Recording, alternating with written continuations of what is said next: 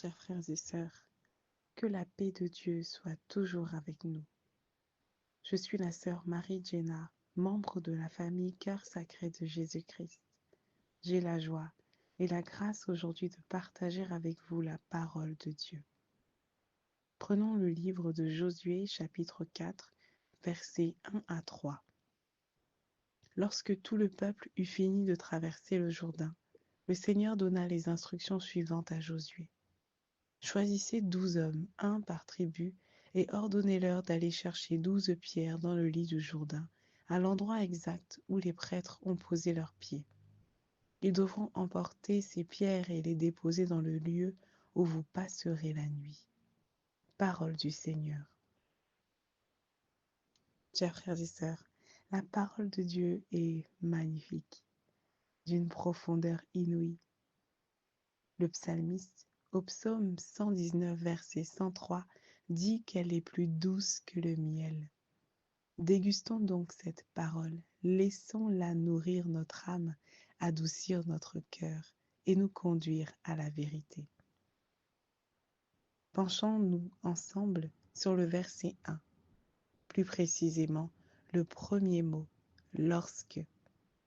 Lorsque est une conjonction de temps qui marque une concomitance, une simultanéité. Ça veut dire quelque chose qui se produit en même temps.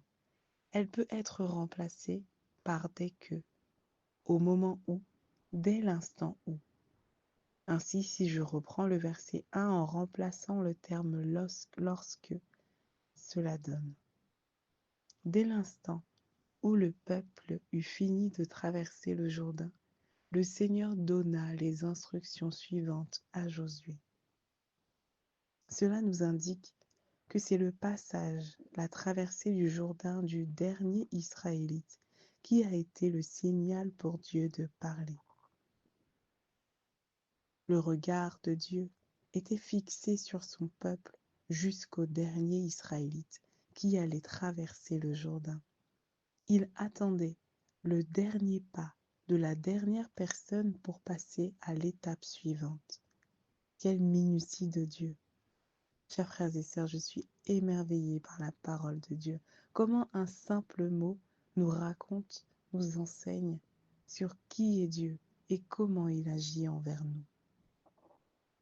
Est-ce que donc nous comprenons à quel point Dieu nous prend au sérieux, à quel point il prend à cœur notre bénédiction, à quel point dans son plan pour nous, chaque détail compte, chaque étape est cruciale pour la réalisation de son plan pour nous. En effet, si le dernier Israélite n'était pas passé, il n'y aurait peut-être point eu de parole. Le plan de Dieu ne se serait peut-être pas réalisé ou bien aurait été retardé. Est-ce que nous avons conscience de cette exigence de la parole de Dieu, du sérieux nécessaire dans ce chemin spirituel avec Dieu? Il en va de la réalisation de notre promesse. Est-ce que véritablement nous comprenons que Dieu nous conduit étape après étape, pas après pas, et que la manière, le sérieux avec lequel nous marchons avec lui va déterminer la façon, le temps dont nous allons voir la parole, sa bénédiction s'accomplir dans nos vies? Dieu a un plan pour chacun de nous, un plan qu'il organise avec précaution, avec amour et tendresse, attentif aux moindres détails, nous conduisant avec soin et vigilance. Mais nous, quelle est notre attitude face à la parole de Dieu?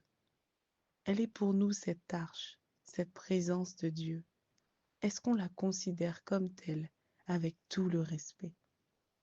Est-ce que nous avons le même sérieux, la même attention qu'a notre Seigneur envers nous?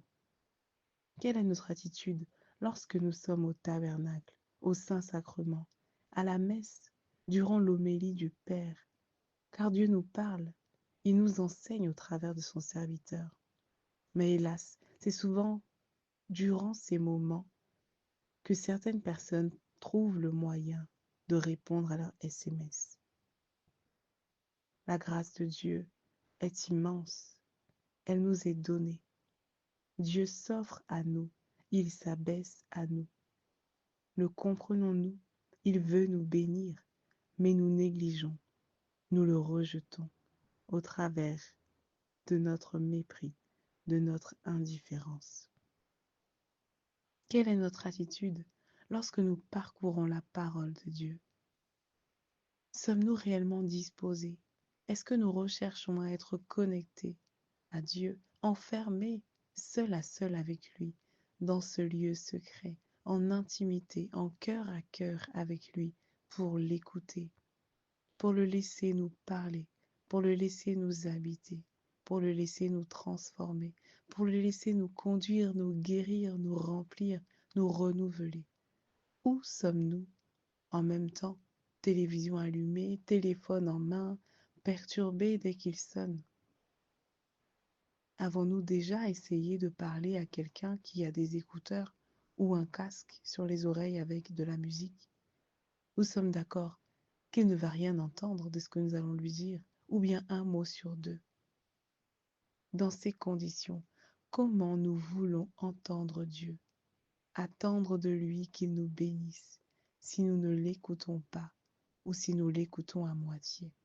Au final, c'est lui qui nous attend, puisqu'il nous a parlé. Mais nous étions si distraits, trop distraits pour entendre, pour écouter. Je le répète, pourquoi n'agissons-nous pas avec Dieu, avec le même sérieux que lui, la même minutie qu'il prend dans les moindres détails de notre vie? Et pourtant, tout cela est pour notre seul intérêt. Est-ce que nous comprenons la profondeur de l'amour de Dieu? Chers frères et sœurs, nous devons être disciplinés.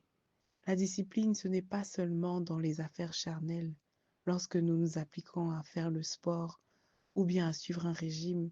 En ce moment, c'est le body summer qui est en vogue. On doit être prêt pour être pimpant sur les plages. Mais de la même manière, on doit être prêt pour suivre la parole de Dieu, pour ne manquer aucune instruction et demeurer dans la confiance et l'abandon. Car si on suit la parole de Dieu et que nous nous attachons à elle, nous ne nous inquiétons de rien. Ne nous inquiétons pas du déroulement du processus, des événements qui arrivent.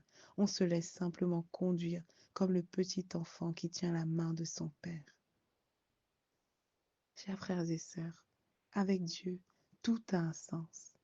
Il attend que nous sortions du Jourdain, ou plutôt, il nous fait sortir du Jourdain pour nous mener à l'étape de notre guérison, à l'étape de notre rencontre avec notre âme sœur, à l'étape de notre prospérité, à l'étape de notre voyage, à l'étape de notre réussite, de notre victoire dans toutes les situations où nous crions vers lui.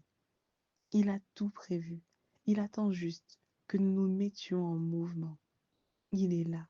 Il attend que nous fassions ce pas, ce signal qui déclenchera la réalisation de sa bénédiction sur nos vies. C'est ce qu'il attend de nous, chers membres de la famille Cœur Sacré de Jésus-Christ, de manière particulière. Dieu attend de nous que nous nous mettions chacun en mouvement, car il veut se glorifier au cœur de la famille Cœur Sacré, et que cette gloire rayonne au-delà des abonnés. Ne cherchons pas à tout comprendre, à tout savoir d'avance. Acceptons qu'il soit nos yeux, qu'il dirige nos pas.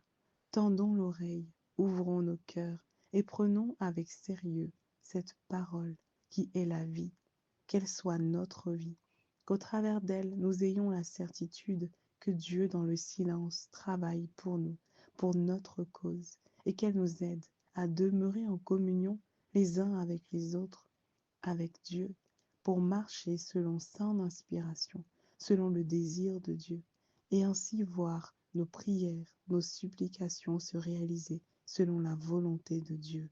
Au nom de Jésus-Christ. Amen.